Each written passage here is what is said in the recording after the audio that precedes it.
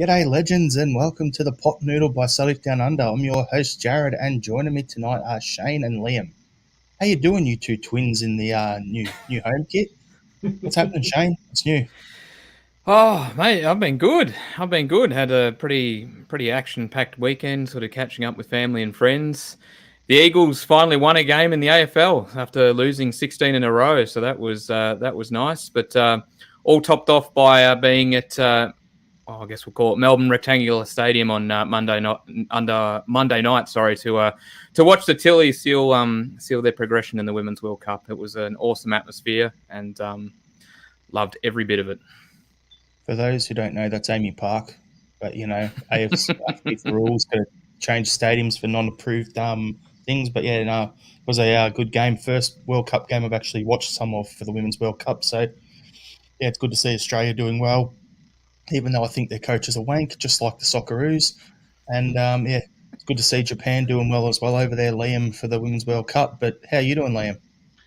Yeah, good actually. The Japan-Spain game was the first game I had the chance to sit down and watch. I had Monday off work as it turned out, and yeah, that was, all honesty, I was expecting Spain to win that game because they are one of the favourites for the tournament, and Japan did an absolute number on them. It was brilliant. Really, really enjoyed it, and it's interesting because if Japan and if Japan and the USA both win their next game, they're going to play in the quarterfinals, and I think whoever wins that could end up winning the tournament.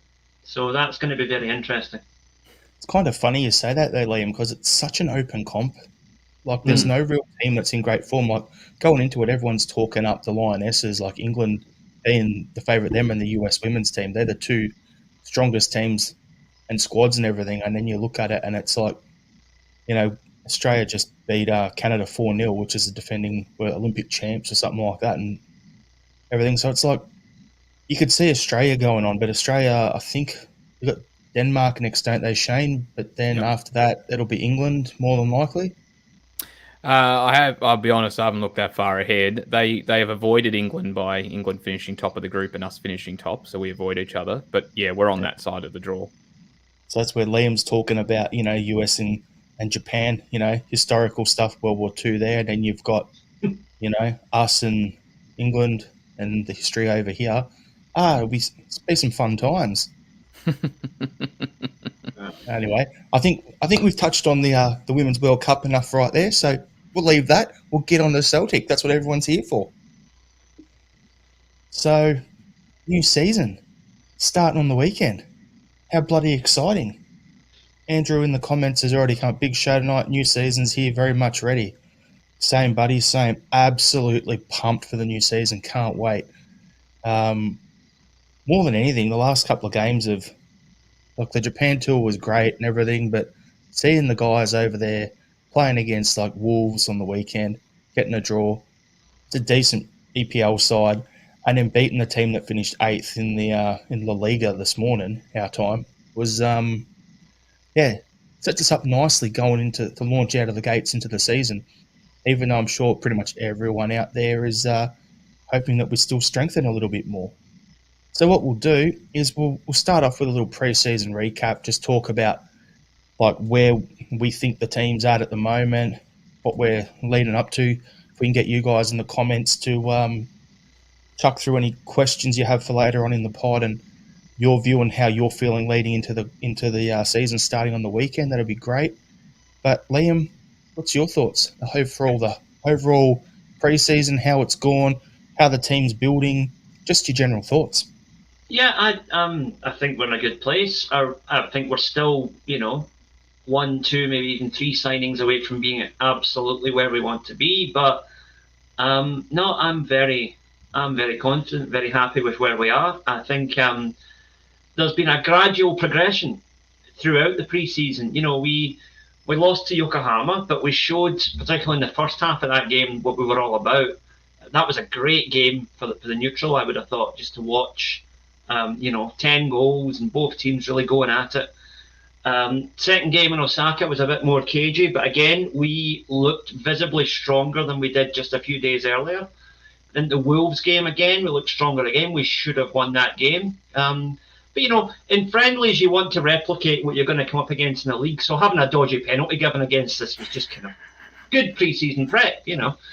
And then, you know, the game last night, beating a La Liga team is always a great accomplishment when it happens, regardless of the circumstance. And, you know, teams like Athletic Club, teams like Wolves, these are the sort of teams that Celtic should be comparing themselves to. You know, we're not on the same level as like a Man City or a PSG, but we should be looking at, you know, Athletic Club, Benfica, Ajax, teams like that are teams that we want to be trying to get to the same level as. So I think the last two results in particular have been very encouraging. And Shane, what's your thoughts?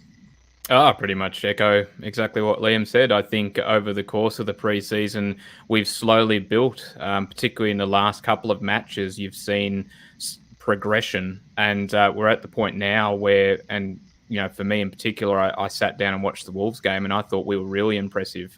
And so I think we are in a good place. There's areas we need to strengthen.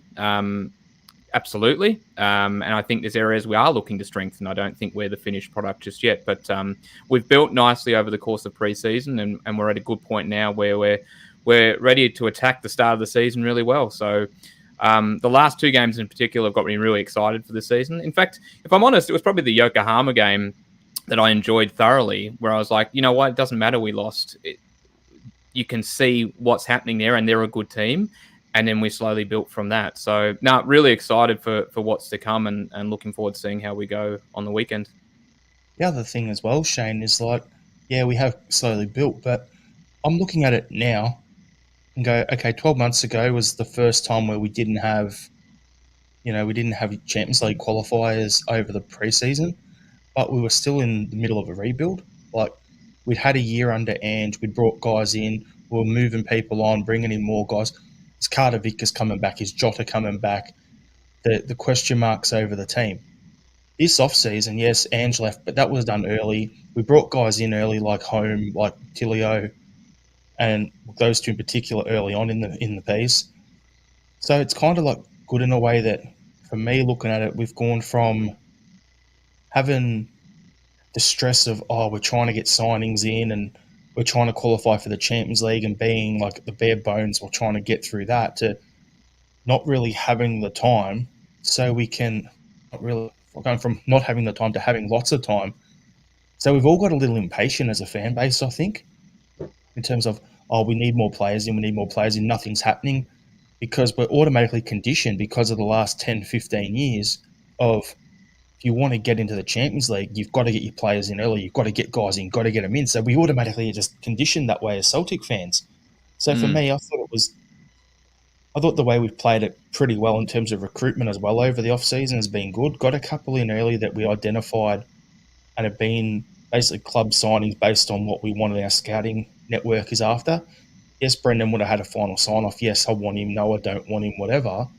But bring those guys in, and then you get out there and you then it's, okay, who's the next guys up? We need another winger. We've lost Jota. Okay, we need another winger. Okay, Yang's an option. Cool, we bring him in. Kwan's an option for defensive mid. We bring him in. Awada comes in on a perm. Cool, midfield is strengthened. We've covered Moy leaving now. Between Holm and Kwan, we've covered Moy. And then you look at it, or even looking at it going back a season further, Kwan is a bit on replacement. Holm, we thought was going to be a 10, who's going to be replacing the Rogic role in the squad. So we finally plugged those holes. So now it's a matter of, I think every Celtic fan looking at this is going, all right, there's a few spots here we need to strengthen. We get in Naroki as another centre-back, which is good. Made his debut yesterday, which is handy. So we're strengthening certain areas, but I'm sure we pretty much all think across the board that, we've got to get guys in, because the season's starting, but at the same time we want to get the right players in. And I'm sure if I ask you, Shane, what's the priority for the next signing, it'll probably be different to what Liam says, and it'll probably be different to what I think. So let's do that just for a laugh here. Shane, what's the priority next signing for us? Look, based off of the preseason, I'm probably looking at left back at the moment. Liam, what's the priority for you? A goalkeeper to provide a genuine challenge to Joe Hart. And that's where we're all different. I was going to say a right back because, realistically, we can't play a Wada there. Johnson is quality. Ralston's good to have, but, we're pretty much running on fumes at that position. So for me, I think goalkeeper is a priority. Another right back to challenge Johnson for a starting thing would be great because, we love that. But left back, as you said, as has also been said by Shane, is spot on. Then we also look at it. So there's 3 positions that need strengthening above all else is the fullbacks and the goalkeeper. And then if we've got a bit of money left over, then we could potentially go and do we look to sign a third striker and keep Maeda on the wing, or do we put Maeda into the strikers in there? And do we look to bring in a starting level left winger? Because Mikey Johnson's not going to be it. So that's where the juggling act's at the moment. But I'm actually not overly fussed, to be honest with you. Like, I think patience is actually working well and having that bit of time. So, yeah. Anything else you boys want to touch on about the off season so far? Because I went on a little tangent for once. It's normally you, Liam. I would just add that I think where we are right now already is good enough to win the league again. Oh yeah. Anything we strengthen beyond now is about Europe. So 100%. Absolute worst case scenario, I think we're going to win the league again anyway. So I'd probably just add, just particularly on the last 2 fixtures, it was good to see a lot of the new boys come in and pull on the hoops for the first time. So that was Yang and Kwon, and both of them impressed me, particularly Kwon. I was really impressed when he was put into midfield against Wolves. But even just having, we talk about depth and we talk about potentially, being caught short, in a few parts or a few positions. We went into that Wolves game with a centre-half pairing of Welsh and Scales, which I have no doubt a few people had some raised eyebrows about. Both of them performed pretty well. Yep. I was one of them. I saw that and like, oh God, what are they going to do to us? But both of them performed very well. I thought they both played well. And, similar to some sentiments echoed in our group chat, if we went, and I don't think this will happen, but if we went into the weekend against Ross County with both Welsh and Scales as our starting centre halves, I wouldn't be concerned after what I saw against Wolves. So, maybe from that perspective, even the depth there, from a Europe perspective, we need quality, but from a league perspective, we've definitely got enough. On that, Shane, we're all completely forgetting, like, we've got Carter Vickers, Starfelt, Naroki, Kobayashi, then Scales and Welsh. So we've got 6 players for 2 spots. We've got heaps of depth at centre-back now. And Peter King in the comments here is saying Scales and Ralston good enough to stay. For me, they're good enough for the league against a bottom 6 team. Ralston's good enough for against the top 6 team in the league, but in the Champions League, I have my doubts on Ralston. That's the only issue. That's why I mentioned right back before. In Europe, if Johnson's fit and he's starting at right back with Ralston as a backup, I'm okay with that. But, yeah, Scales, I wouldn't want to start him and Welsh at centre-back in the Champions League.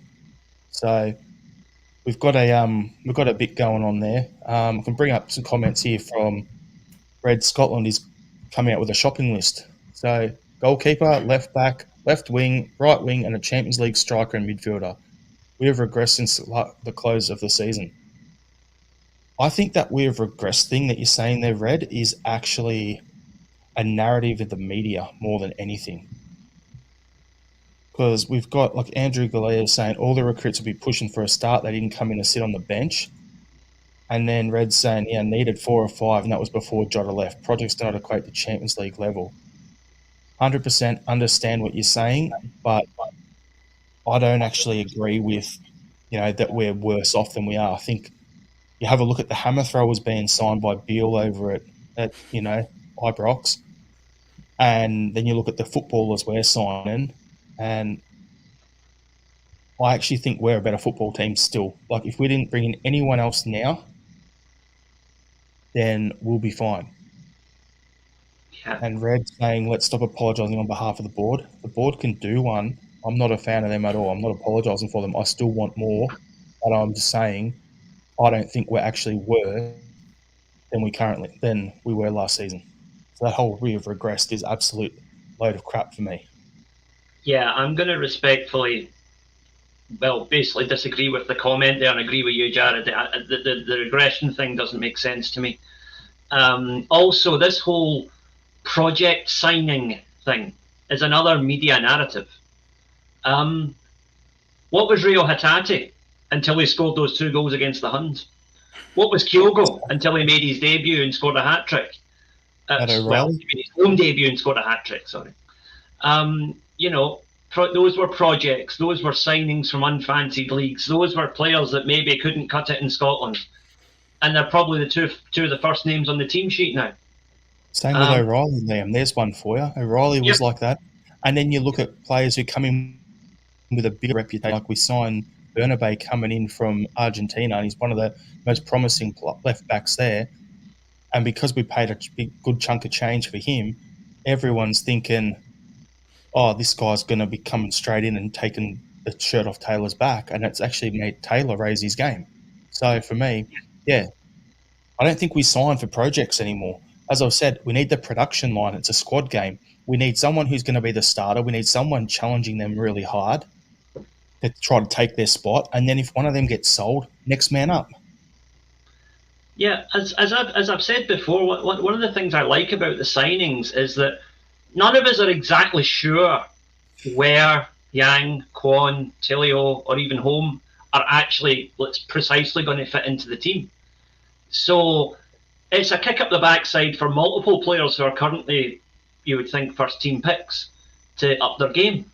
And you said last season Bernabé made Taylor a much better player, and I think the same thing could happen with a lot of players in the first team squad at the moment. They're going to think, well, if I don't cut it, then there are guys there that can step in and play my position. So every signing isn't just a new signing; it's also a rocket up the guy who currently has his position, and we need to remember that. How's this for you, Liam? Quan looked like an amateur the other day, hardly progression. Geez, I would have hated to have had podcasts and social medias back in the day when last first came to the club. Is our friend Red, has he had a couple of shandies, or is he just trying to have a go? I don't understand that, really. Calling somebody amateurish based on an appearance in one friendly match, that's, I think, a bit harsh, and also I think a bit, ignorant, quite frankly. Ignorant. First game, Liam, having moved to the other side of the world. Yeah, okay, cool. Yeah. Aye. Well, what do I know? I'm just a sports writer with 20 years experience. Anyway. Doesn't matter. But, you got anything to add, Shane, before we actually get into James's testimonial? No, I just thought Liam's comment about sort of the players we signed and them being dynamic was really important, because we have signed a lot of players that can fit into different positions. Tilio is a great example of that. He's a right winger, but commonly plays on the left, right, and likes to cut in. So if we put him on the left, he's going to challenge Maeda, or he's going to have to get past him. Then you can move him to the right. Odin Holm, when he is at Valerenga, was really playing as a 6, but he can easily move up to playing as an 8 or a 10 if need be. So therefore, if needs must and players aren't performing, we've got multiple options there to bring in. So to attest or agree with Liam's point, yes, I think that level of dynamic player or set of dynamic players we signed over the course of this window so far is really important for our progression overall, and also their development as well. Let's not beat around the bush. I think the last thing I'm going to say with these new guys coming in, whether they're coming from Norway, from Korea, from Japan, Australia, wherever, and everything, as you're saying, there's that. Robert's comment. Sorry, you just lost me there. I have to bring that up, yeah. Shane, you guys with beard. Oh, jeez. I've turned off the light that usually shines above my head because it was making me sweat too much in the podcast, to be honest, Robert. So no dye here, and I'm not going to comment about the shirt. All I was going to say before that comment came through was about my about that is I thought we would have learned as a fan base as well that players come from across the world. They come in and, you've got to have that time to assimilate. Like, look at Barkas, comes in from Greece, doesn't have a friend at the club. He's barely able to get in and train or anything with the players. He's able to do it in little goalkeeper section, do this, do that. So you can't really get on the bus and travel to games and have that banter and build your relationships with your team. And he's living in a hotel for a year. Like, let's be honest. No wonder he didn't play well. I'm not making excuses for him. The human element is what I'm talking about here. At the end of the day, the footballers are people first, and then they're just good at football. So I think it's one of them where we've got to let them settle in. We'll get there. But I really am looking forward to, above all else, I'm just going to say it, people are talking about we're desperate for a left winger. I'm just hanging out to see Tilio healthy, fit, and just unleashed. I'm hanging out for that because I saw on Twitter he was walking into the stadium yesterday and I saw all these comments. Gee, he's a wee boy because he's a short ass. He'd make you look tall, Shane, wouldn't he? Yeah, we're roughly the same height. I might have him covered. That's rare for me. Yeah, that's what I was thinking. So he's little, but I can't wait to see him rip in. So it's going to be good fun. Little pocket rocket. One of the smallest people I ever met was Lobo, and he wasn't a bad player.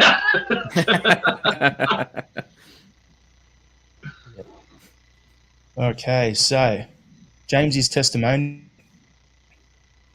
So we had a nice little 3-2 win. Game of two halves, clearly, because we played two different squads. Thought, for me, standout players were... I thought the main ones for me that stood out were more in the second half. And it would have been, I'd say probably Home was my best player in terms of what I saw. I really liked with him, but it's probably because his Newell was like looking out for him. And I really rate the way Bernabé has played, particularly in that game as well in the second half. So it's be interesting to see how we go. And Rogers is going to have some questions coming in for the game on the weekend. Shane, you got anything you want to mention or jumped out to you from?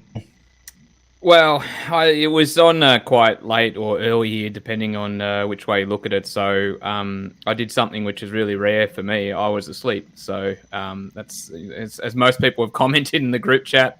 I don't tend to sleep at times, but yesterday was an exception, or this morning was an exception. So I didn't watch the game. I caught the goal highlights just before we came onto the pod tonight. Well, a couple of well-worked goals. The Hatate one was good. The Bernabé one, I really loved the interplay. That was a great finish. And then, obviously, Turnbull. Turnbull's goal was good. I noted that Turnbull finished the game with the captain's armband as well. There's another pickup.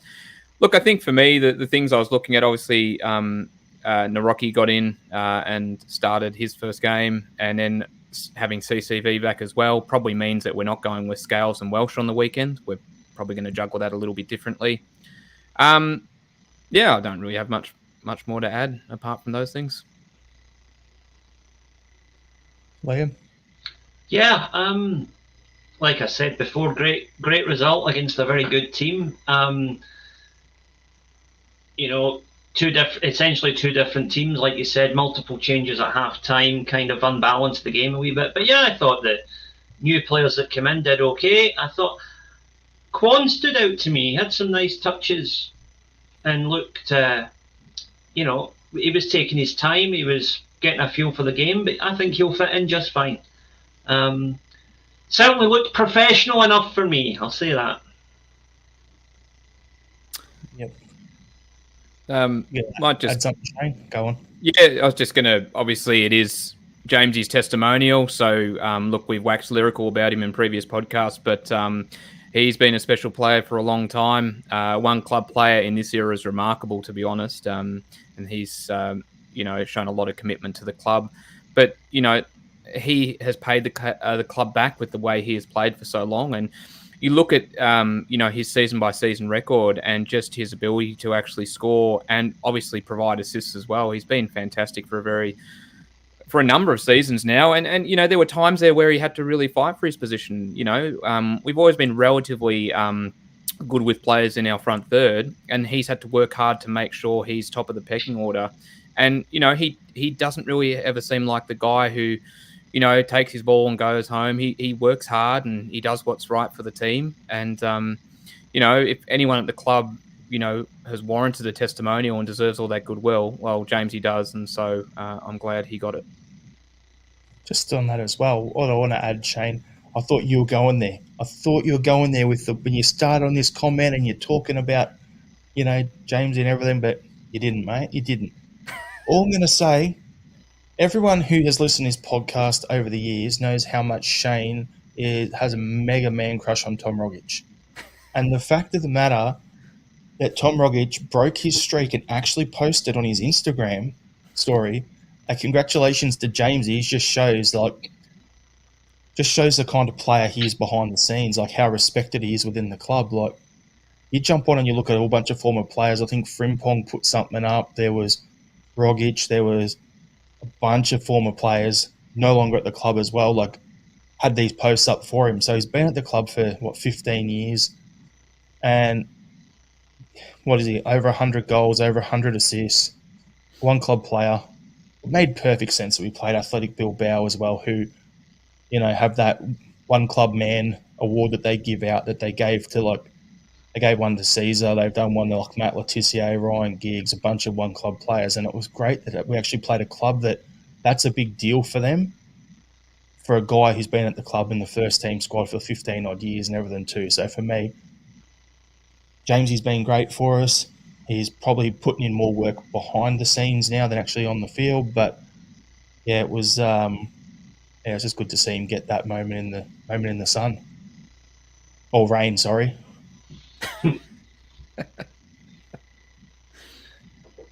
Yeah. James Forrest is a Celtic legend. That's not up for debate. And I'm glad he got his time to shine last night, and hopefully he'll have a few more goals left in him yet before he departs. Yep, 100%. So what we'll do is we're going to jump in every season. Week leading up to it, we do our fearless predictions for the upcoming season. Some serious questions, some absolute ones that we're just trying to be stupid and have a laugh about. So what I'd like you guys in the comments to do is jump on when we ask the question. Just fill up the comments with your answers to the question that we're talking about, and then I'll bring a few up on the screen and we'll just make it a bit interactive there, and we'll get through it. But we've got 13 questions. Okay, so I'm just going to go to the right section on the screen here. So the first question is pretty obvious. Who will win the league? From the 12 Celtic Down Under competitors on the podcast, all 12 of us answered Celtic, obviously. Common sense, right? So I don't really need to dig into that too much. Question 2. Who will get relegated this season? So we've got a bit of a different one here where we've got Liam has said Dundee, Willie has said St Johnson, Sean has said Kevin Clancy and St Mirren, Shane has said Ross County, Paul said St Johnson, Dave said Kilmarnock, Steve, St Johnson, Anthony Livingston, Stephen and Tommy both said Dundee, I said St Mirren, and John said Ross County. So Liam and Shane, I'll throw to you guys to discuss your answer. Go ahead, Shane. So I said Ross County. Look, they were in the relegation playoff last season. They stayed up purely on penalties against Thistle. I don't think they've really strengthened in any areas that are going to progress them any higher than where they are. I think they were lucky to stay up last season, and I think this season their luck's run out. Liam? No, I went for Dundee just because they are known to be a club that doesn't have a lot of money. They got rid of their manager after they got promoted, which I always think is kind of a shady thing to do. So I want them to get relegated as much as I think they will get relegated as well, because I don't like to see clubs doing that to managers. But the thing is, it could just as easily be Ross County. I was very close to picking them. St Johnson got gubbed 4-0 in the League Cup by, I think it was Stirling Albion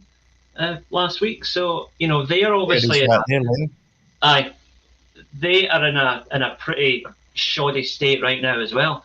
And the thing is, just generally, the spread of different predictions across all of our contributors kind of ties into this. I really don't think there's much to choose between like the bottom 3 or 4 of the Premier League and the top 4 or 5 of the First Division, or the Championship as it's now called.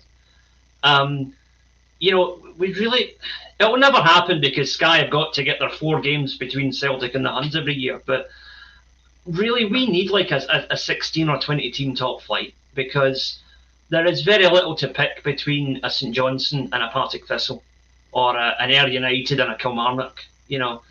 And those are the sort of games that I think would be really competitive and would make the overall product of Scottish football more interesting. But anyway, I'm going on a tangent, so I'll stop now. So we've got Robert Gibson saying Dundee, Michael Ross is saying Sevco, Peter saying St Johnstone, Alan is saying Livingston or Killy or both, plastic out. Well, hope so. St Johnstone to get relegated, Killy. So there's a fair spread of answers there as well, which is the whole thing we do with this is we just do it for a bit of a laugh, so we can look back at the end of the season and go, oh, how wrong were we? I think the best we ever got was like one person got like 6 right in one season for the record. So, yeah, it's a fair spread there. So what we'll do, and I went St Mirren for the simple fact that I just thought maybe they were punching above their weight last year. Like they did well, and they were just punching a little bit above their station, if that makes sense. And I can't really see certain teams like being down as low as they were last season. Like I can't see Aberdeen being as low in the league as they were last season. I can't see Hearts. I can't see Hibs long term once they eventually sack their manager, which we'll come to later on. I can't see those clubs sitting down in the bottom half. So, yeah, for me, I think St Mirren could be a smoky there. But anyway, we'll get on to the next one, which is question 3. Who will be the leading scorer this season? So Liam said Kyogo or Tav Penn. Willie said Kyogo. Sean said penalty to Rangers. Shane and Paul both said Kyogo. Dave said O. Steve, Anthony, Stephen, and Tommy all said Kyogo. So did John. And I said Maeda and Kyogo will be tied. So what we'll do is we will jump to go through our ones. So I'll just say where I said Maeda and Kyogo to tie, I said it'd be a tie, but I said 25 plus goals each. Mm. So there's going to be 50 goals scored between those two strikers, and they're going to be like going at it. So that's what I'm thinking. Liam on his one here said or Tav Penn if he doesn't get that rumoured 50 million move to Saudi. Yeah. I couldn't fit that on the screen, so I left it in the note. And Willie said Kyogo 30 plus goals. So, Liam, you want to elaborate on anything else, or are you happy with what I just read out? No, I think that Kyogo is far and away the best striker in Scotland. There's no reason why he won't simply just pick up where he left off last year. The Tav Penn thing, yeah, I'm joking, but he will probably be Rangers' top goal scorer because they will probably get about 24 penalties over the course of the season.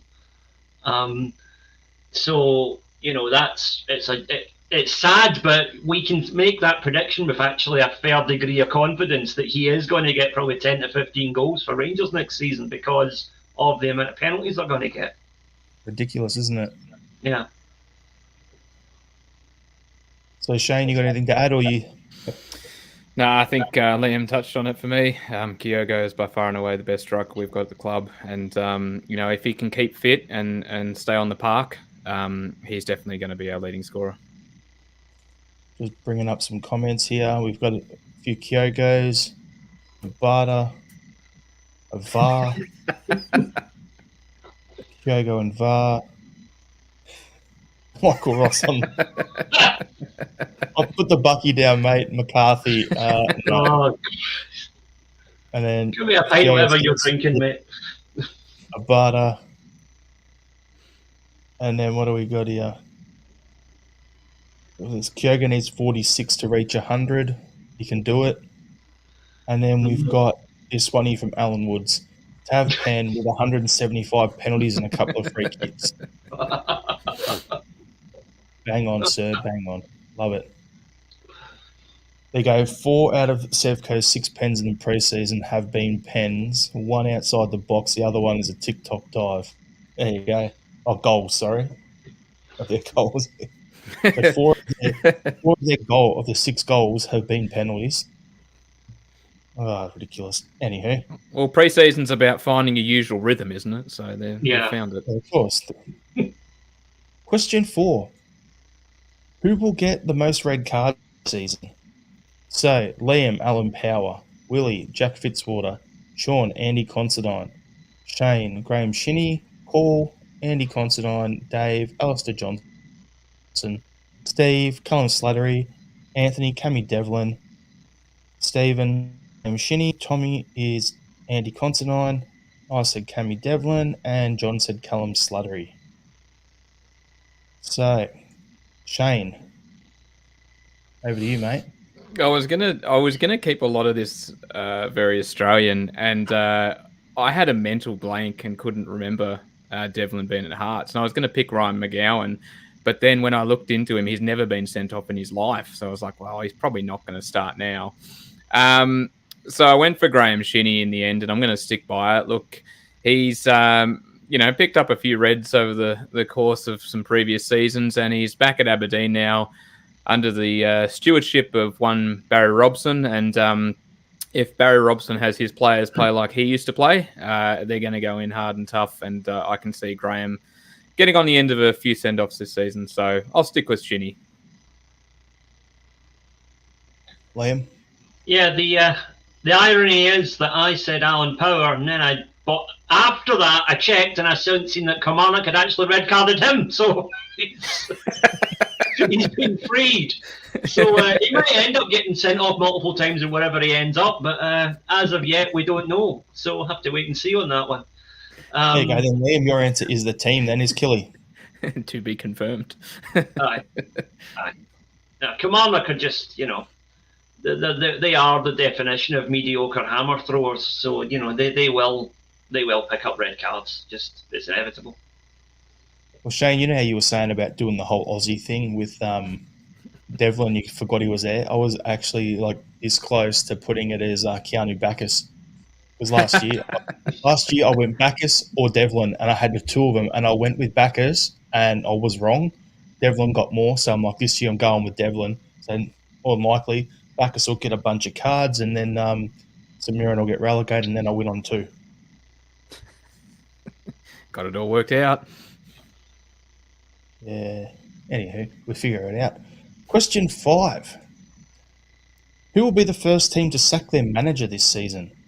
Liam said Sevco, Willie said St Johnson, Sean said Hibbs, Shane said Killy, Paul said Hibbs, Dave said Sevco, Steve said St Johnson, Anthony and Stephen said Hibbs, Tommy said Motherwell, I said Livy, and John said Dundee. Liam, over to you. Yeah, I think that the hordes at the Debt Dome are going to be calling for Beale's head as soon as we beat them in September. Because as the same thing happens every season, they have built up this totally unrealistic expectation in their heads about them being world beaters, and they aren't. And they're going to be brought crashing back down to earth by us in due course. And I think, other teams may well sack their managers through the course of the season, but I don't think anyone's going to do it in September. And I genuinely could see them just totally losing, their fans totally losing the plot, such as their sense of entitlement and delusion that a good scalping from us is just going to completely send them over the edge. And Shane, what was your thoughts on? Well, Killy's got Derek McInnes, and he was there last season. They didn't really do very well. They were sort of flirting with relegation for a little while there. Couple of key games. You think of that first half that we played against them at Rugby Park, where we literally played them off the pitch. They were dire performances. So I think they'll start pretty poorly, and he's going to be out the door relatively quickly. I went Livy because I saw an article. I can't remember what it was linked to. It was one of those aggregated stories, where you get like a red top article. It's linked to another website sort of thing on Celtic News Now, and you click on it, and then it gives you the link to the actual other article. And I'm like, I'm not going to like the Sun or Daily Ranger or something like that to check this out. But the headline said, if I get the sack, I'll be on a construction site within days. And it was talking about old mate from Livingston. And I'm like, he was not going to be on a construction site. He's going to be with other sort of bricks. So, you know. It's a construction site where he hides his stash. Is that the deal? Exactly. It's a stash house. So that's why I put him there for that reason. But anyway, we'll get on to the next one, question 6, which is, who will be the player of the season?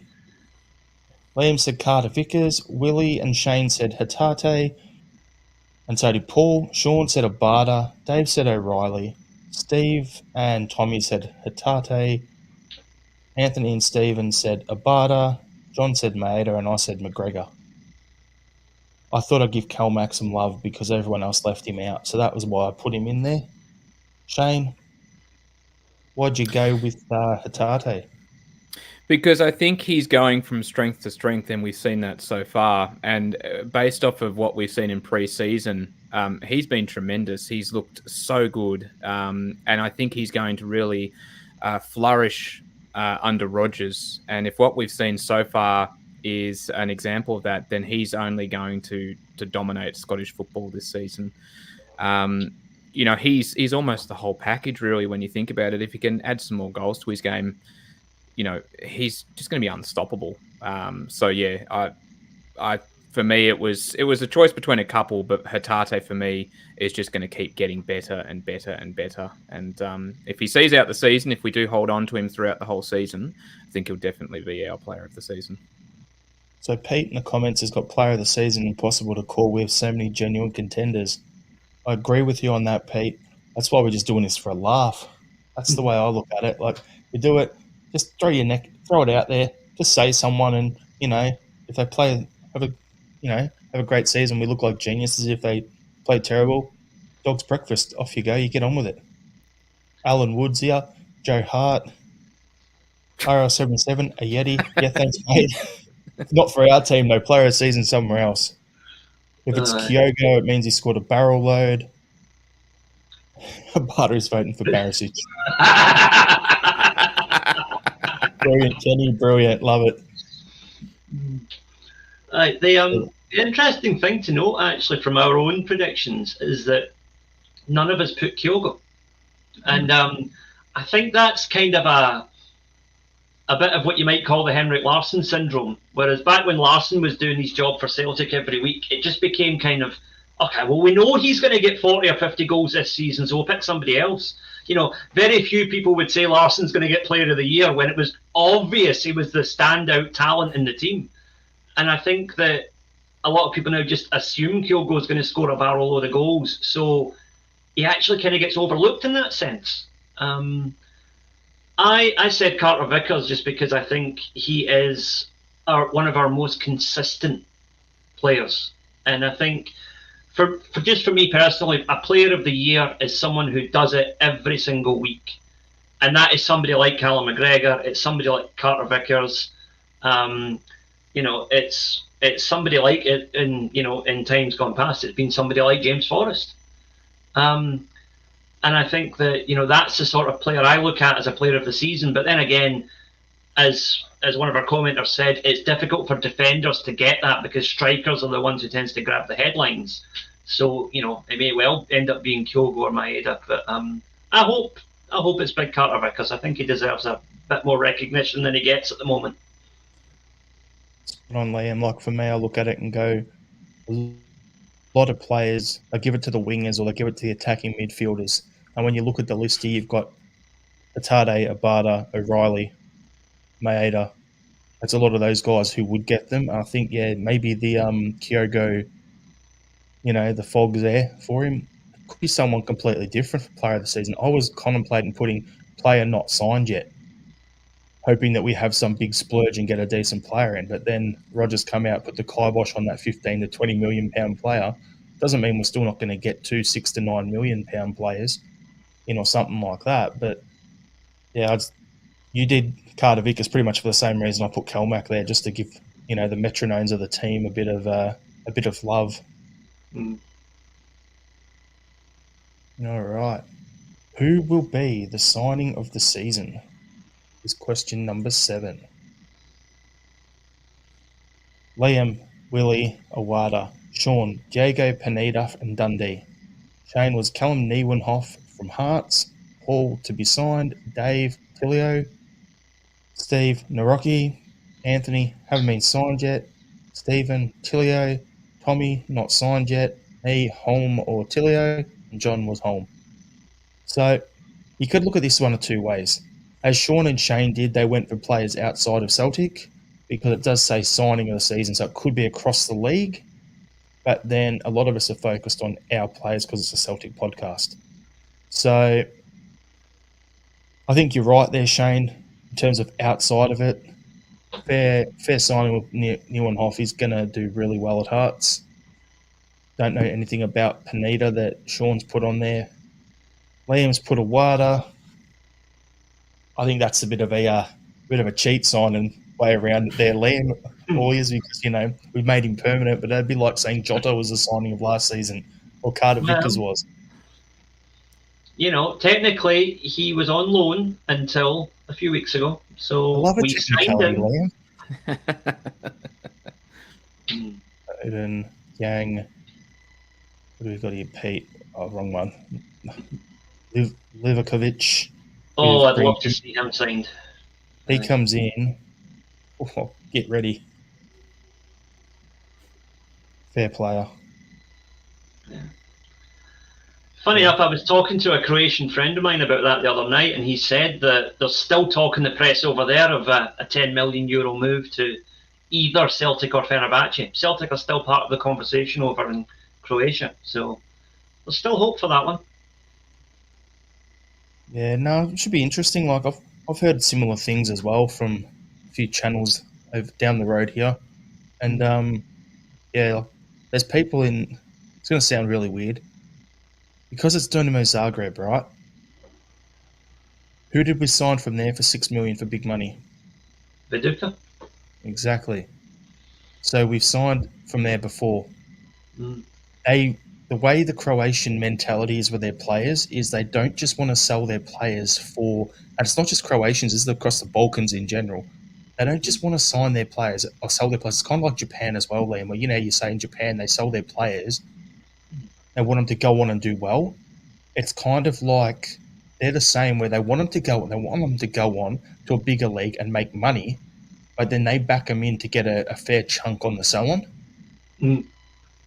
Because they want them to go and do well. Because if Livakovic goes from Dinamo Zagreb to us, starts in the Champions League, does really well, and then gets a big move for £20 million or something like that, or 25 million in 12 months' time, they're going to look at it and go, oh, we want a 20% sell-on. So they're going to be banking they're going to get another $4 million on top of that. So realistically, it's a £13 million sale. And it looks good for them as a club because we've had him, we've developed him, now we've sold him on. So their players are going to want to do the same. So if you can get him for that £9-10 million sort of mark, that's a bargain for us, for the player. And it's also great for them because they're going to want to sell on and they're going to want him to do well with us. So then there's more money for them down the track as well.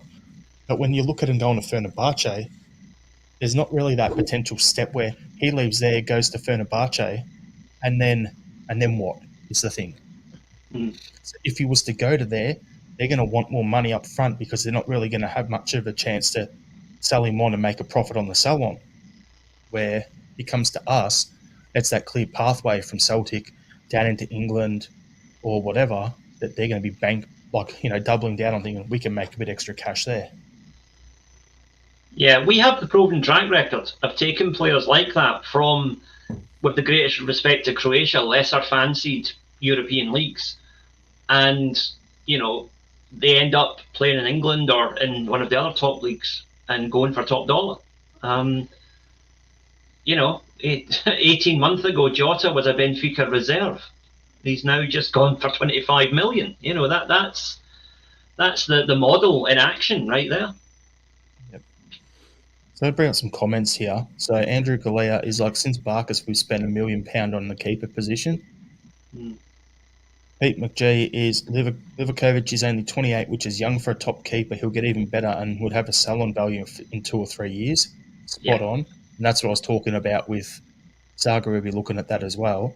But then Celt Boys, the Cavities is 50k a week wages. It won't happen. And that's the one thing that I think is going to be an issue for us as well. Is would that absolutely damage our wage structure? If he was to come in and earn that, then it would. So that's a potential issue. But we can dream.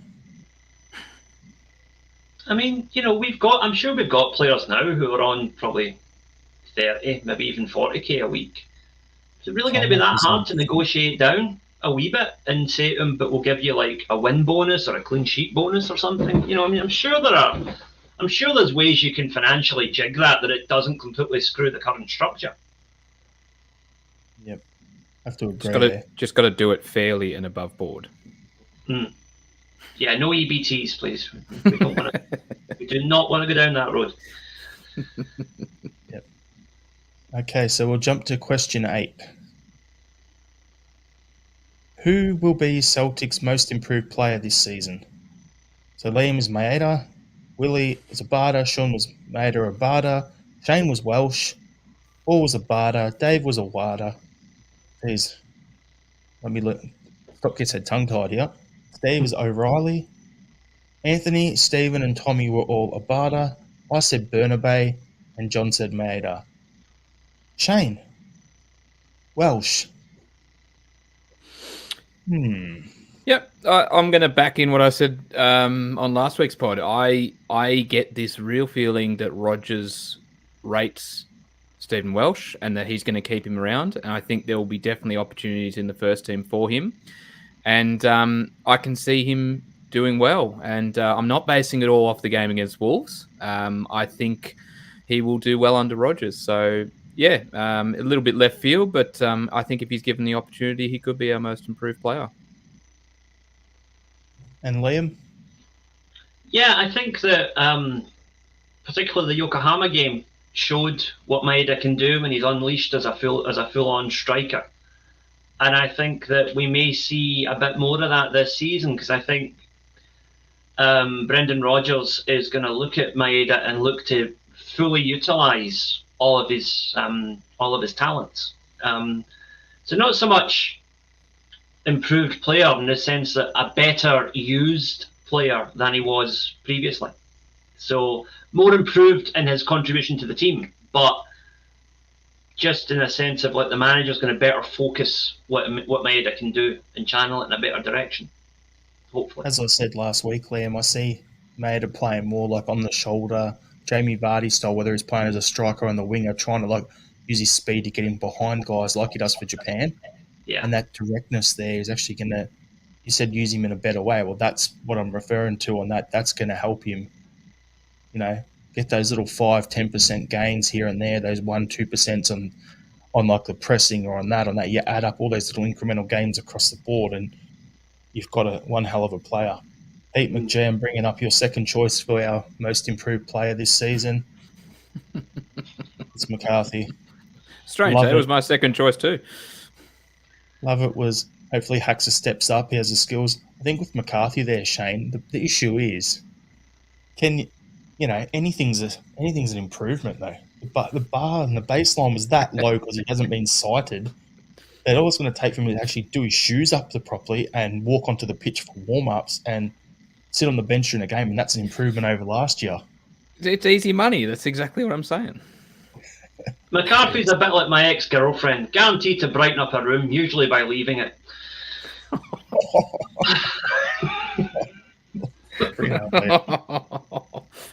So I said Burnaby, and I've said all along that I think he's going to flourish under Rodgers. And I think he's more of Rodgers' style than playing and inverting under Ange. So I think Burner, we've seen it the last couple of games where he's come in and he's scoring and making a contribution, and just he seems to be more switched on and engaged into it. And I just think he's one that can push Taylor a long way to those two having a battle for that left back position. If we don't strengthen it, we'll see those guys. But then at the same time, I could see Burnaby, if we strengthen left back, pushing forward and to be a challenging for their left wing role. So I just think there's a player there. Question 9. Who will be our unsung hero of the season? Liam said Quan. The comments are going to love all the ones who said Quan. Willie, Awada. Sean said Mikey Johnson. Shane said Turnbull. Paul said Quan. Dave said Starfelt. Steve said Taylor. Anthony said Quan. Stephen and Tommy said Starfelt. I said Harry Kuehl. And John said Abada. And that's not me being silly with Harry Kuehl, so I'll go there first. The reason I said Harry Kuehl will be our unsung hero is because you heard Jota last season waxing lyrical about how good the one-on-one coaching from Harry was for the wingers and the development. And then you look at our current squad. We all know Rodgers loves a winger.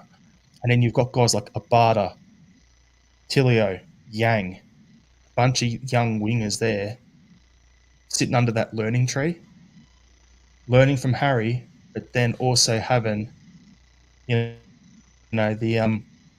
mentorship of a guy like from Harry mentoring there, but then the coach who loves playing a system with attacking wingers that would suit their games. I just think it's a great spot for them to be and to learn from. Even a guy like Mikey Johnson learning in that, it's going to be great. We bring in someone else, like, say, potentially if Tete was to come in or whoever else, they go under that learning tree as well under Harry, which is then going to improve those players and get them up to speed quicker because they've got that guy who'd been in their position. So it's just, I think he will have a big step there, a big say in their development. Let's go through some here. So Shane, you said the Bull. Yeah, look, similar kind of thing to Welsh. I get this feeling that Brendan really sees a player in Turnbull, and I can see why. I think Turnbull fell out of favour with Ange and Ange's system when he was able to bring in a few other players. But I can see him fitting in more with Brendan's system. And look, he's looked good in the games we've seen him in pre-season so far. Look, we know he's a quality player, and I think he's going to get the opportunity to showcase that under Brendan. And I think he'll have a good season. And I think he will be our unsung hero. But I want to back up your comment on Harry Kuehl very quickly, because I think that's a really good call. Look, he was, he's managed a couple of lower league English clubs prior to coming to Celtic, and he was basically sacked from 2 of them and left one of them, which wasn't in a great position. He really was, for all intents and purposes, a little bit on the scrap heap. And Ange basically said, come on board, you can really be involved, so you can help me, and help set yourself up again. And he's done a great job. And I think he's really found his niche. Geez, try and say that word 3 times. I think he's really found his niche. And I look forward to those new wingers learning under his stewardship as well. I'm just picking the difficult words to pronounce. I don't know why I'm doing this to myself. I think they'll do a good job learning under him. And I think he's a really good shout to be our unsung hero as well.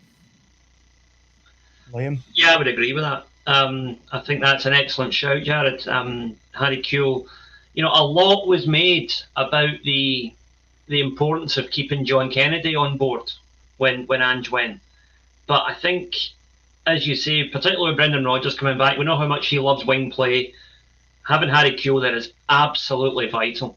And yeah, I didn't think about it, but now that you've brought it up, I'm like, yeah, that is an excellent shout. It really is. Sometimes I'm smart. I tried it once. It's an overrated experience. So I went for Quan, and reason why, I think that a lot was made about Yang when we signed him, because he was very vocal about wanting to come to Celtic. His club were being a bit, for want of a better word, being a bit arsey about the transfer. But they eventually made it happen. But while all that was going on, Quan just kind of quietly sneaked in the back door. And I think quite often in football, it's those players that almost fly under the radar are the ones that end up becoming the real stars. Think back to in years gone past. We had. When the season when Martin O'Neill won the treble, we were signing players like, Chris Sutton, whatever. But then you had somebody like Alan Thompson who came in, and was, I think we still paid about $5 million for him at the time, but he wasn't like this great marquee signing. But for me, he was one of the most consistent players in that team. And it's that kind of example that I think Kwon can show. He's just going to come in and quietly do his job and do it very well. Because from what I've seen of him, he's a very, very efficient, if perhaps not particularly flashy, defensive midfielder. But particularly in Europe, I think that's what we're going to need. And I think, yeah, he will. He's not going to be anybody's favourite player, but he's going to be a player that most of us rate quite highly, I think. Well, 1, 2, 3 of our 12. There's a quarter of the contributors on the pod have all said him. So there you go, Liam. I'm going to bring up some comments here. The Unsung Hero, Robert Gibson saying Hoopy. Holwood's Turnbull. Alistair Jack is saying Alistair Johnson. That's because it's your namesake. AJ. RL77 again with the Yeti comment. Come on, mate. Has he just got a bot that just keeps typing a jetty? Is that... No, he added an exclamation mark that time. All right, okay. Turnbull. What do we got here? Tilio was going to thrive under Harry. Love it was like, I was truly a surprise Harry stayed with us, not to join Ange. I'm glad he did, though. Alan is, oh no, not the Mikey Johnson talk. You know what that's about, don't you? Every time you mention him or you mention Kieran Tierney, you're guaranteed to get bites, which is good for the algorithm on YouTube. So thank you for giving us that. We didn't mention this one, Strachan's laptop. Oh, there we go. Pete was saying they could mention KT. There you go. It's good fun. But yeah, it's going to be interesting to see what. There's so many potential options of the Unsung Hero there, so it's legend. Yeah. So anyway, we'll leave that one there, the Unsung Hero. Now for one for a bit of a chuckle for you all. Which individual / media outlet will be the first to get banned from Ibrox this season? Come on, comment section, light it up. Before I bring up the other responses, I want to see the comments light up here. We'll bring it up on the screen anyway in the meantime. So, Liam said the BBC. Willie, Shane and Paul all said Chris Sutton. Sean said Tom English. Dave said the pot noodle. The slight issue with us getting banned is, we've got to get over there and, we kind of have, I think we all collectively have too many teeth.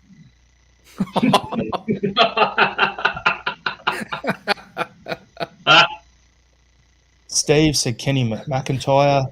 Anthony and Tommy said Chris Sutton. Stephen said Vatican Radio. I said Michael Stewart. And John said Hoopy the Hound. I think I went Michael Stewart because I can't remember if he actually did get banned or not previous, or was he just stood down for a couple of weeks. I can't remember, but that was some entertaining stuff for me. Chris Sutton's the obvious one. Liam, you said the Beeb. Yeah, just for the avoidance of doubt, I want to make clear when I say BBC, I am talking about the British Broadcasting Corporation, okay? Not what you'll normally see if you put BBC into Google without the safe search, okay? Yeah, we all know.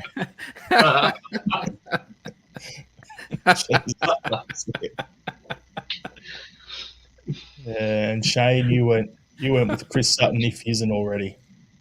Yeah, I can't remember if he's. I'm sure he was banned. I can't remember if that's been lifted. But look, to use a really poor turn of phrase, he goes in and he rustles their jimmies. So he's going to do it again, and they're gonna do exactly what they do: take their ball and go home. But in this case, they're just going to take the ball, go home, and not let him attend. So I think Chris Sutton really is the obvious one. Let the sister wives play with it.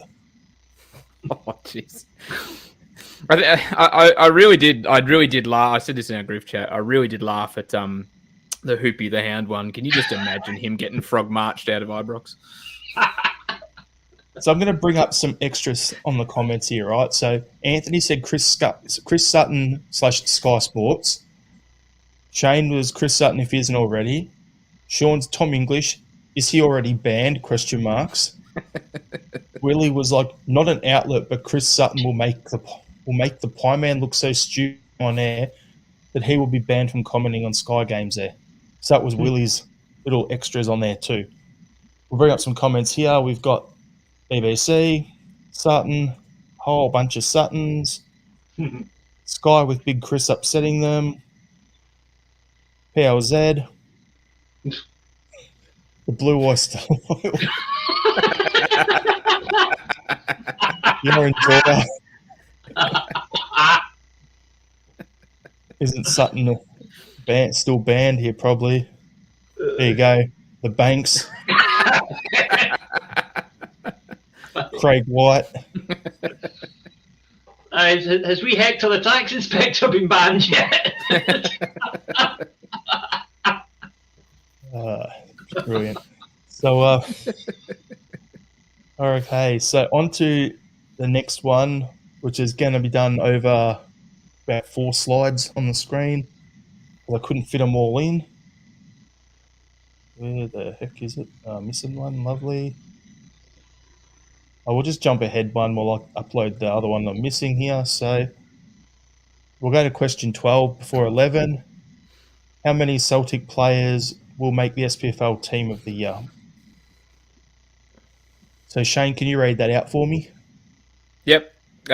So we've got Liam with 6, Willie with 5, Sean 6. I said 5. Paul also said 5. Dave and Steve said 6. Anthony went with 4. Stephen and Tommy both said 3. Jared, you said 6, and John put the largest amount for us. He said 7. Yeah. So for me, we've got some notes here. So Steve said Greg Taylor, Johnson, Carter Vickers, Kalmak, Hatade, and Kyogo. Shane, you said Carter Vickers, Hatade, McGregor, Abada, Kyogo. The rest of us just picked random numbers by the looks of it. Yep. Yeah, I was just about to say I couldn't actually remember if I picked a Abada or not, but I'm glad I did. So yeah, look, I think we'll get 5 in there. I think I think 5's a good number. 5 or 6. I was sort of tossing up between the two. You got this one here. So it was a 1 less than Sevco. Yep, sounds about right. Keep that things looking all right. So now we'll go back to question 11. Hail, Liz. Thanks for tuning in. Lord Flashheart is saying 10. He's forgetting about the 3 non-Rangers players rule. Yeah. I just want to know. I want to know who's missing out. I'm guessing goalkeeper. Yeah, probably. Because they've got to keep their new big signing keeper in. All right. So question 11 was, how will Celtic perform in Europe this year? Light up the comment section again. Let us know. So we started off here with in Champions League group, then last 8 of Europa. Willie said 3rd in the group and drop into the Europa knockouts. Sean said last 32 of Europa. Shane said finish 3rd in Champions League group. We'll win a Europa League knockout tie. Paul was last 16 in Europa League. Dave was Europa League semi-final. Steve said 3rd in Champions League, drop into Europa League, progress to quarter-final. Anthony was 3rd in Champions League, break our knockout tie, duck in the Europa League after Christmas. Stephen was same as last year, 4th in group, maybe Jagger win at home. Ooh. Tommy was 3rd in Champions League group, win 1 knockout in Europa League. Me was finished 3rd in Champions League, we'll win a knockout round in the Europa League. So I'm like guaranteeing we'll win one. John was 3rd place, UCL quarterfinals Europa. So Shane, let us know your thoughts. Well, I was tossing up between 2nd in Champions League group and then not winning the next tie after that, or finishing 3rd in the Europa League and winning a tie. And I'm sort of erring towards that. I definitely think if we finish 3rd instead of 2nd and we drop down to the Europa League, I definitely think we're winning our first knockout tie for God knows how long. Got to be close to. We're over. Geez, what are we looking at? Over a decade now? Was it Martin O'Neill era or was it Gordon Strachan? Must have been Strachan era. So I'm going to say around 15 years or something like that. I'm sure the comment section will correct me in a sec. But yeah, no, I think we're definitely good enough. And if you'd asked me this, if Ange had stayed, and you'd asked me this question, I would have said exactly the same thing. And I think we should be looking at that as a benchmark, not just a want or a desire to win a Europa League knockout tie, but we should be looking at as our expected outcome. If we finish third, we must be winning that knockout tie. We need to make progress there. Yeah, I would agree. I mean, I think the Champions League is beyond us just now. That has, the absolute best teams in Europe and sometimes Rangers. So,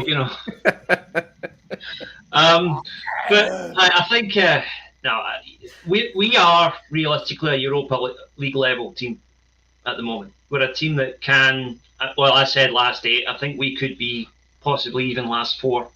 I think we're in that sort of bracket. But Champions League, we're not on the same level at the moment, as Bayern Munich, Man City, whatever, and we're not going to be anytime soon.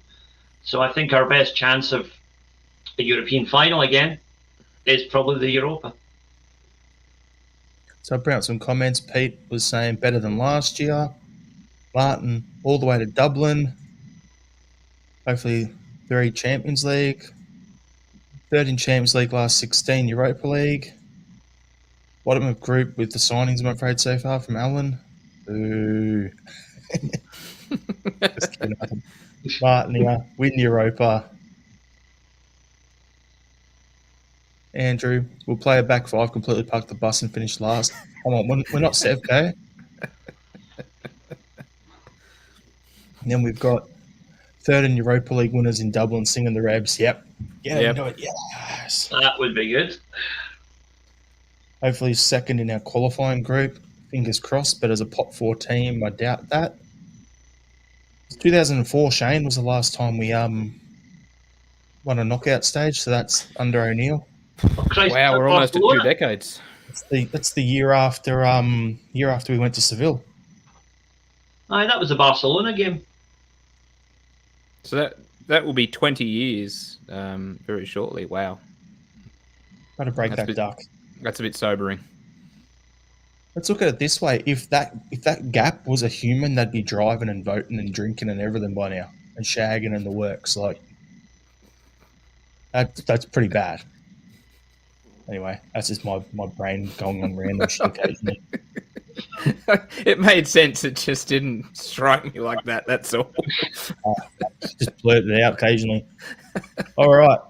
So before we go to our last one here, which is this is my favourite one of the lot. What is your most random prediction for the upcoming season? Okay, I've got some random ones from people. Put posts up on our Facebook group, Facebook page, and on our Twitter, and some people have replied. So I've got their random predictions as well for the upcoming season. I'll read them out before I go into ours. But I just wanted to go to everyone. If you haven't done so, please hit the subscribe button on YouTube, hit the notification bell so when we go live. There's going to be some changes to our shows coming up in the new season, so might be a change in night here and there or whatever. It will be announced in the next couple of days. Instagram, Twitter, Threads at Celtic Down. Yeah, appreciate all the support and everything. So now I'll grab my phone and read out some of these random ones from the social media stuff, and then we'll crack into our final ones. So we had Abbott McNamara. We're going to crush out of European football before Christmas. Peter Galuli, treble again. Francesca Drummond was, unless a few more signings are made for goalkeepers and a couple in defence, I think we might struggle, especially if CCV is injured. There's a whole bunch of different things here. About the importance of we need to hold on to Abada. Was another one on there.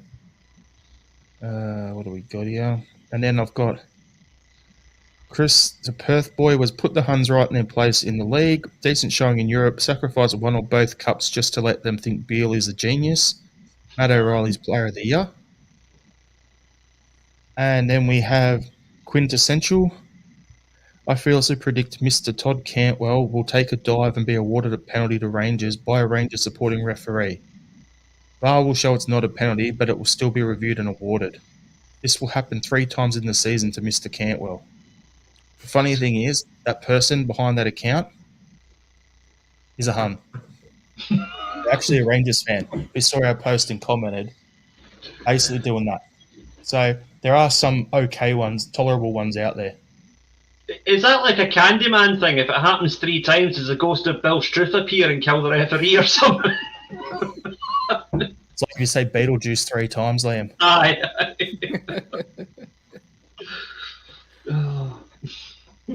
Okay, so Kaiser. Joe Hart will save a penalty and score one in the same game. Aberdeen will finish above Sevco. You bloody ripper. Oh, that would be great. McCarthy getting sold for big money. Burnaby will escape the jail. Okay, and now we'll just crack on to our random ones. So we'll start with you, Liam. Okay. Yours was, Hoopy will face a spell in hospital after being bitten by a cocaine-crazed Broxy bear after Celtic win 7-1 at Ibrox. Yes. Yeah. I can exclusively reveal the cocaine bear, which is, everyone's talking about in cinemas now, is Broxy Bear. Have you ever seen them both in the same room at the same time? No, you haven't. Factual. You heard it here first. We've got Rogers to pull Bill's pants down, literally. His wee balls swinging Cheerio into Piper's. RL77. Random prediction, John Beaton to join the Vatican Swiss Guard in a terrible confusion over the second trip.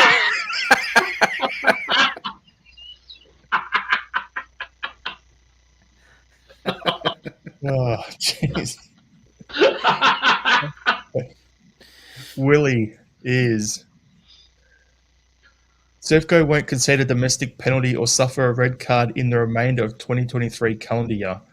What do you mean that's not random enough? Sevco to sack Beale and appoint his mole, the real mastermind behind the Gerrard 55. And a laughing emoji, everyone. I put the wrong one on there. Oh, jeez. Beale's mole as the manager. Brilliant. Sean's one was Starfelt and Jacinta will split up, couldn't make the long distance work, and Jacinta has met some hotter dude named Jorge. First of all, Carl Starfelt is a pretty good looking man. I'll give credit where it's due. But, geez, I don't think you're going to get a dude named Jorge. Come on now. That's just odd. Had to say it there. I just thought that was pretty funny, though. Right. Anyway, over to Shane. Aaron Moy will join Celtic TV as a matchday commentator. My response to that, Shane, in our group chat was what? It'll never happen. I think I'm paraphrasing. I can't remember exactly what you said. What I said was there's more chance of me sitting here live on this podcast, taking off my own sock and eating it than Moy joining the Celtic TV commentary. I just love the way that in comparison to what Liam put, Moy joining the TV commentary is still the more far-fetched of the two. Yeah. Pretty much. What do we got here? Paul's one. A referee has the temerity to red card a home player at Ibrox and award a penalty, not necessarily at the same time. Paul, the sniffing glue. I mean, a referee might do it once. Never referee again. Dave's one was Rangers to lift the moral SPFL trophy awarded by the mysterious spirits of football. For those who are not aware, that's very heavily referencing the English or the recent Ashes series with the England winning the Moral Ashes and really reinforcing the spirit of cricket when it suits them. Of course. All right, so we got Steve is next. Celtic will deprioritise the League Cup, playing a mix of senior and understrength players in order to prioritise Europe, but we will still win it. Seems legit. Not that far-fetched, actually. Could well happen. Actually, wouldn't surprise me if it did happen. Yeah. I think he's didn't understand the assignment properly. Where we've been silly buggers here. No, it was all good though. And then we've got where is it? Just missed another one when I uploaded them, so bear with me a moment. Stephen. I hope you didn't miss the best of the bunch. Oh, it was a pretty good one. That's why I had to add it. Here we go, Anthony. Huns won't qualify for the Champions League. No. Yep. And 3, 2, 1. Wait for them to lose their mind if that happened. Lose what's left of their minds, you mean? Yeah. Stephen said, it's a nice long essay. Huns will ramp up their Poppy Day celebration to include a live-fire military exercise on the field pre-match, resulting in a dozen Union Bears being killed. Ref will award a penalty to Rangers and send off Carl Starfelt, who won't be playing that day. Rangers will also claim $1 million GBP compensation from PSG for refusing to sell them Kylian Mbappe for £3.5 and a dozen bottles of Bucky. My addendum to that, the rumour is that since then Rangers have come back in with a second offer of £7.50, 2 dozen bottles of Bucky and a second-hand nude book. And a pot noodle? Well, if it swings the deal, Wow, I mean, you just got to make sure the pages aren't stuck together. Stuck together, smell a bit funny. Yeah, you don't want to go near that. Allegedly. I wouldn't know anything about it, Tommy's one is Rangers will have a penalty awarded against them in the league. Oh, come on. That's just no. Come on, Tommy. No chance. What are you doing? What are you doing? It's they used to say on Chewing the Fat, oh, you've taken that too far.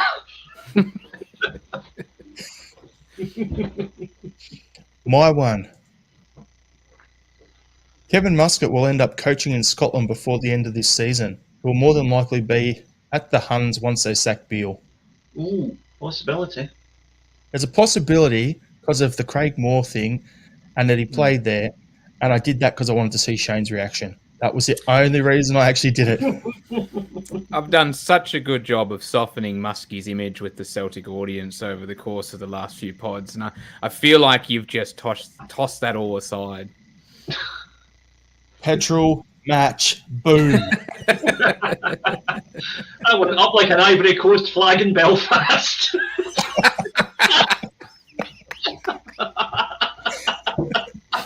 and the last one from John, and it's topical because of the Jamesy game where no Green Brigade there. Green Brigade to put up a banner apologising to Brendan, in brackets, yeah, effing right.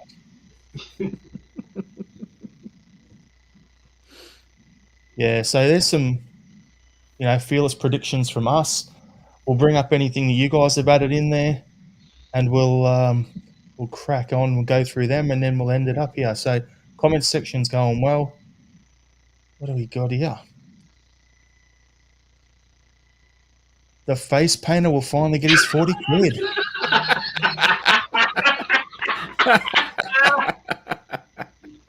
Red Scotland. Hoopy to be dragged off by the ears for the imposter that he is and whoever is responsible for his existence banned from the stadium, then replaced with Lisbon the Lion.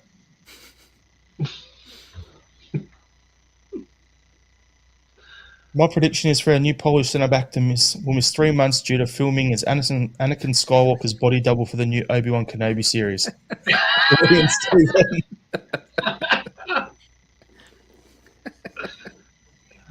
Donald Finley suing Rangers for impersonating a football club. Huns won't make it past third round, guaranteed. James McCarthy stands in for Rogers on an interview.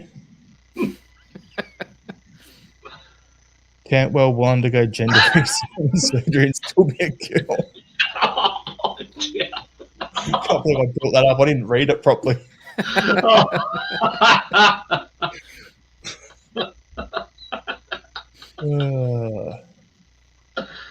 We've got here. Rangers will be sponsored by Klarna as they buy players in 55 installments.